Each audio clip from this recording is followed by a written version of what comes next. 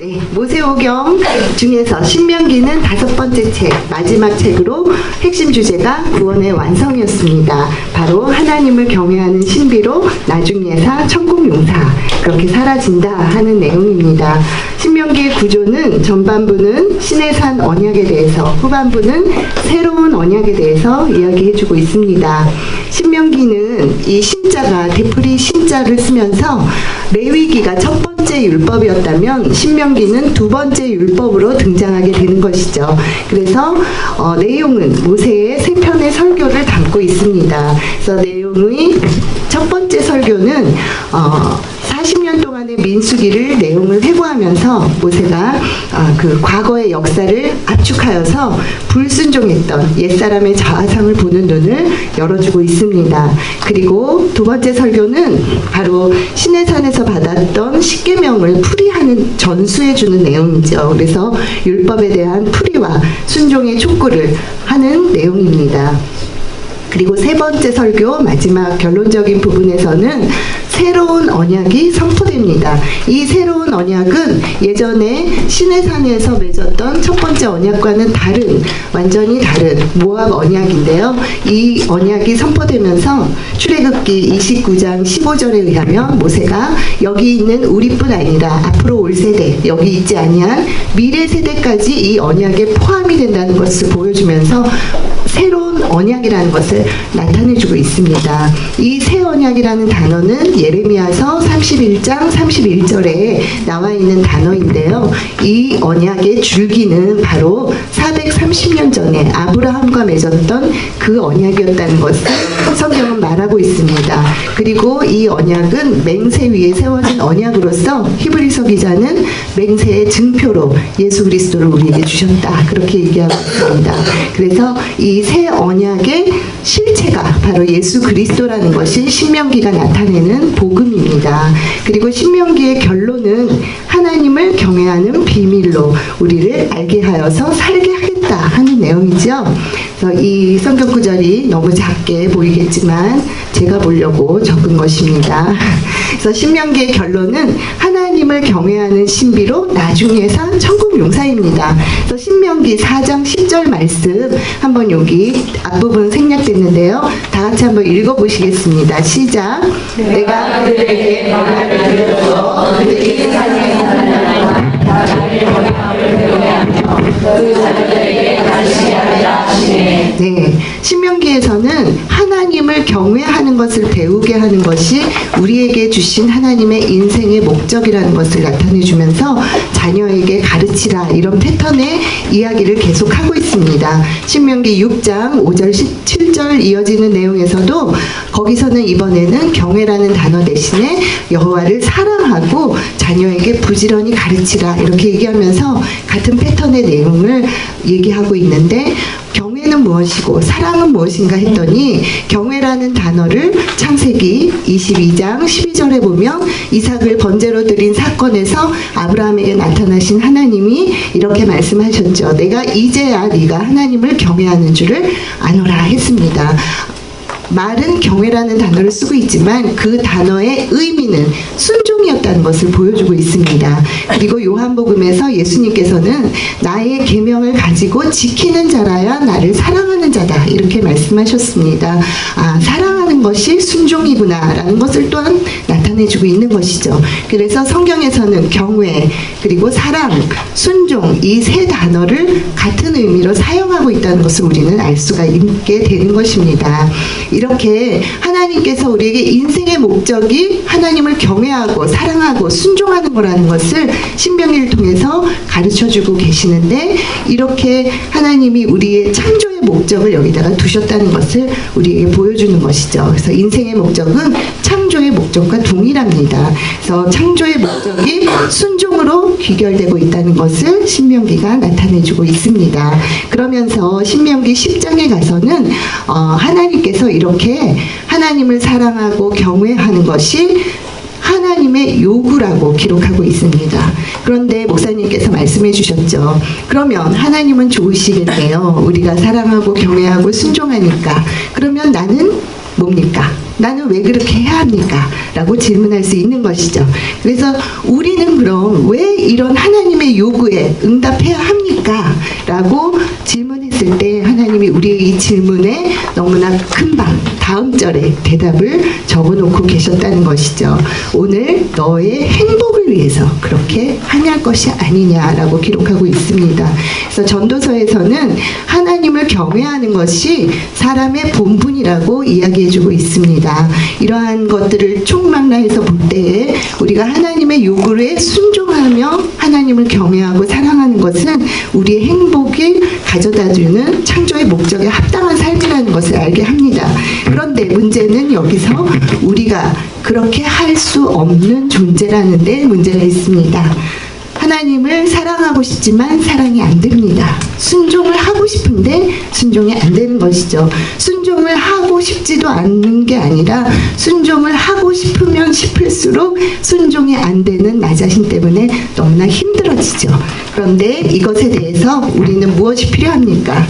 그야말로 복음, 굿뉴스가 필요한 것입니다. 그런데 하나님께서는 신명기에서 이 복음을 마음의 할례라는 표현을 쓰고 있습니다. 그래서 신명기에 마음의 할례라는 표현이 많이 등장을 하는데요. 특별히 30장 6절에 마음의 할례를 베푸사 너로 마음을 다하며 뜻을 다하여 내 하나님 여호와를 사랑하게 하사 이렇게 표현하고 있습니다. 이것이 의미하는 것은 마음의 할례를 베푸시는 분도 하나님이고 우리가 하나님을 사랑하게 만드실 분도 하나님이라는 것을 나타내주고 있는 것입니다. 구원이 우리 스스로의 노력으로 얻을 수 없었던 것이었듯이 구원의 삶, 순종도 하나님이 우리에게 주신다는 것입니다. 그래서 마음의 할례를 우리가 지난 시간에 봤을 때는 그리스도의 영광의 빛이 우리에 비쳤다 하는 것으로 나타내줬죠. 그래서 이 마음의 할례를 통해서 우리에게 이렇게 행하시는 하나님이 하나님을 사랑하고 경외하고 순종하게 하시겠다는 얘기가 신명기의 결론인 것입니다. 그래서 신명기의 이 결론과 기준을 가지고 순종의 삶을 펼친 스토리가 이어지는 여호수아서가 되겠습니다. 그래서 여호수아서는 딱 24장까지인데 절반을 딱 자르면 전반부에서는 땅을 정복하는 얘기, 후반부는 땅을 분배하는 이야기로 나타나 있습니다. 그리고 그 전반부, 반 잘린 전반부를 또 반으로 자르면 서론, 본론, 결론 해서 3등분으로 해서 조금 더 자세하게 내용을 살펴볼 수가 있는데요. 네, 여호수아서는 구원과 구원의 삶을 아주 자세하게 보여주는 그러한 책이 되겠습니다. 첫 번째 전쟁 준비 서론 부분은 바로 구원을 나타내주면서 전쟁을 준비하는데 여호수아서의 내용은 여호수아가 리더가 돼가지고 앞장서서 가나안 땅을 정복하는 스토리가 나타납니다. 그런데 실제로는 5장에 나타난 여호와의 군대대장, 개역개정에서 군대대장이라고 되어 있죠. 군대대장 되시는 예수 그리스도가 나타나셔서 너를 앞서서 행하고 가나안에 먼저 가서 정복하실 분이 예수님이시라는 것을 나타내주고 있습니다. 그런데 이 군대대장이 누군가 했더니 이미 출애굽기에서 출애굽할 때 앞서 행하셨던 여호와의 사자 그분이셨고 또 오늘 아침에 사사기 읽으셨을 때 2장에 등장하죠. 여호와의 사자가 사사기에서 여러 번 등장합니다. 그리고 여호와의 사자의 이름을 물어봤을 때 삼손의 아버지가 물어봤을 때 기묘다 이렇게 예수님이신 것을 확증해주고 있죠. 그래서 이 예수님이신 그 예수님이 우리의 군대 장관이 되어서 가나안 정복 전쟁을 준비하고 앞장서 가신다는 것을 보여주면서 여호수아에게 나타나신 여호와의 군대대장은 내 발에 신을 벗으라며 전쟁 준비에 가장 중요한 건 권리 포기, 순종의 자세를 얘기하고 있습니다.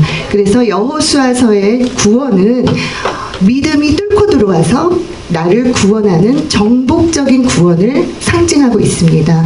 예수님이 우리 마음을 뚫고 들어와서 우리의 마음을 완전히 정복하시겠다는 이야기가 되겠습니다. 그래서 정복 전쟁의 본론 부분은 이제 구원의 삶을 나타내는데 구원의 삶은 순종의 삶이고 구원의 싸움은 순종의 싸움이다. 이것을 보여줍니다. 그래서 내 자아와 욕심과 교만과 그런 것들을 정복하는 전쟁이라는 것을 나타내주고 있는데요. 그렇기 때문에 순종 작전으로 여리고처럼 큰 성도 무너지지만 불순종을 하면 아이 성같이 작은 성도 절대 무너지지 않는다는 것을 우리에게 보여주고 있습니다.